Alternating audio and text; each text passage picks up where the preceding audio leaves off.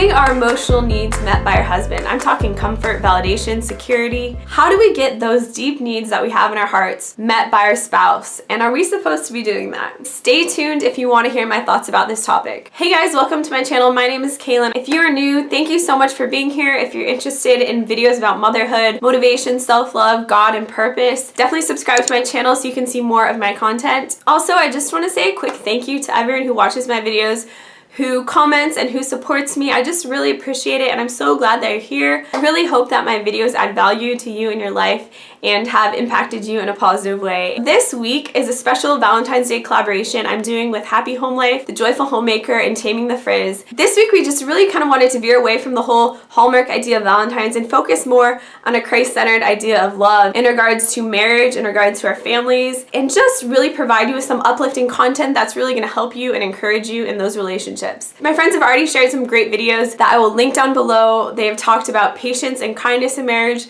They've talked about respecting our husbands. So I'll make sure to link that all down below so that you can check that out. So today we're talking about getting our emotional needs met by our husbands. And I wanted to talk about this because this is relevant to me in my life. And God has definitely walked me through this and taught me a lot about this topic. So I wanted to share that with you and hopefully encourage you and cause you to think about this topic a little bit. Being a human, we all have super basic needs like comfort, security, feelings of validation, that sort of stuff. When we're not taught to get these basic emotional needs met from God, we often look elsewhere for them. We will look in different relationships, we will look in friendships, maybe we will be looking on social media for that sort of validation. But if you're married, it's so common to look to your spouse because they're right there, you're bound to them for life, and it's the most natural thing. It's actually the curse of the fall for the woman to look to man to find her identity in him. So really quick, I'm not saying that our spouses can't provide us with comfort, that they can't provide us with validation, that sort of thing. I think oftentimes they do, and they can be a picture of Christ and his love for us and help encourage us with those things, encourage us of our worth, and encourage us that we're safe. All the things that we need, all the things that we're looking for, they can often help provide. But when we get to this place where we are looking to them to really satisfy those needs, that's not healthy because they are man and they're gonna fail us. They are not God. They're gonna have long days, they're gonna be exhausted or maybe going through a personal trial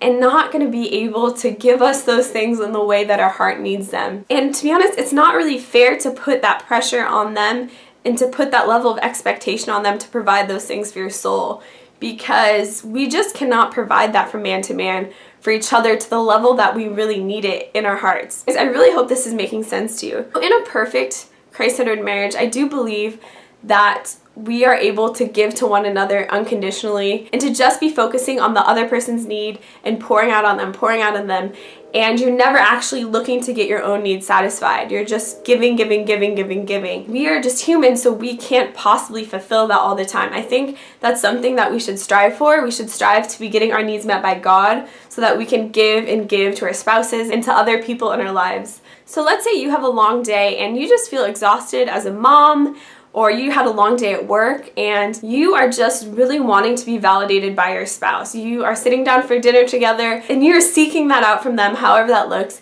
and they're not giving that to you. You're gonna be disappointed and your heart's gonna be hurting because you're still not getting that validation that you need. Your spouse probably doesn't even know what's going on, and you're maybe building up a case against them because they're not providing you with this need that they don't even know and they aren't even responsible for. So while you could say, well, you should communicate that to them, that you need that validation, I think sometimes that's healthy. I think it is important to have that connection with your spouse and let them know where you're at, where your heart's at, what you're going through, what you're struggling with. And maybe just share with them your heart, your struggle, and feeling like maybe what you do day to day matters. But when we don't bring that to God first and bring that to our husbands first and just put that sense of obligation and expectation on them, I just think that's not necessarily the best thing to do for them. I think it's important to really try and seek God to get those needs met and to get that validation from him first. So just to dive a little bit deeper in talking about these emotional needs that we all have just as humans, I think a lot of it depends on our past. It depends on different things we've experienced with our fathers, with our family, with God. So many things play into it, just how we've been hurt in our past, how we're able to connect with God, things we've been taught about our worth and our value, that sort of stuff. It's not the other person's responsibility to solve all of that for us. It's really ours as individuals to be able to work through that with God and even with other people in our lives. I think our husbands can be a great help, obviously, in that journey, but I don't think the pressure should be on them alone. Depending on what kind of barriers you have in your heart and receiving that worth and receiving that comfort, all the things you're looking for from your spouse, it can be really hard, actually, I find, to get my needs met by God. And I just wanted to talk about that a little bit. I didn't want to come on here and just say, your spouse can't meet your needs, you need to get your needs met by God. Okay, good luck, bye. Because while there's truth to that, I just wanted to come on here and be real and say, it's actually really hard for me to go to God all the time and get those needs met. I don't have the perfect answer for you, actually. In regards to this, I just want to connect with you and share with you my experience and just hopefully encourage you where I'm at, because lots of times when I'm feeling just tired, if I'm having a hard day, it can be really hard to let God be my strength and not lean on my husband and rely on him and just put that pressure on him. It really is a battle of my flesh and my spirit and just putting my flesh aside that wants to grab onto my husband and be like, help me with this, help me with this.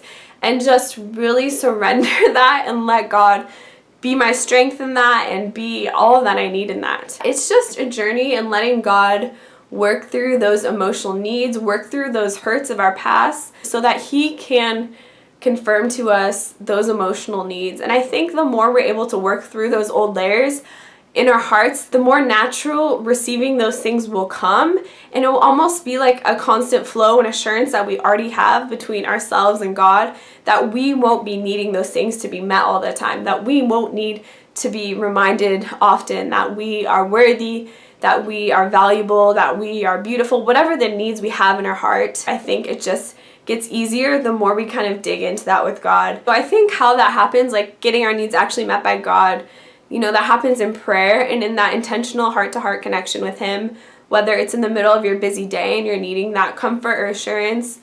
It's talking to Him, it's surrendering your heart to Him, it's asking Him for help, asking Him for grace, repenting for believing lies about your worth, and just allowing Him to change your mind about yourself and fill your mind with the truth. Because the truth is, God's comfort for you is never ceasing. God's affirmation of your beauty, of your value, of your worth is never ceasing. That truth about you is always constant. It's always flowing out of God's heart towards you. It's just about us learning how to direct ourselves towards Him and receive that from Him and stop fixating on our spouse who's in front of us and who is just kind of like a quick fix to prove our value. So this video is kind of rambling, but I just wanted to share on it because I think putting our emotional needs on our spouse is not really healthy, and I think the more we can learn to get those needs met by God, it's just going to be so much healthier for us as individuals, for our spouses, for our marriages. And actually looking to God is really going to strengthen you and me as an individual and as a woman. And it's not just going to kind of use our spouse to kind of support us all the time. It's just going to help you and I both grow so much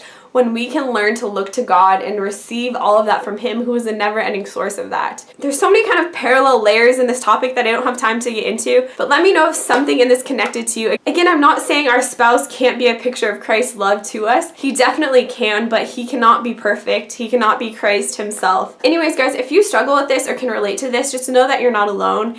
And I'm on this journey too of really connecting with God and allowing Him to be my everything and not putting that pressure and unhealthy expectation on my spouse. I love you guys. Happy Valentine's Day. I hope that these videos can give you some great encouragement about love and investing in the relationships that you have and really pouring your heart into them. And don't forget to check out the other videos down below and subscribe to their channels. I promise you won't be disappointed. And don't forget to subscribe to my channel as well so you can follow along with me and what I'm sharing here on YouTube. I love you guys so, so much. I hope you have a beautiful day because you are absolutely worth it. I'll see you guys in my next video. Bye.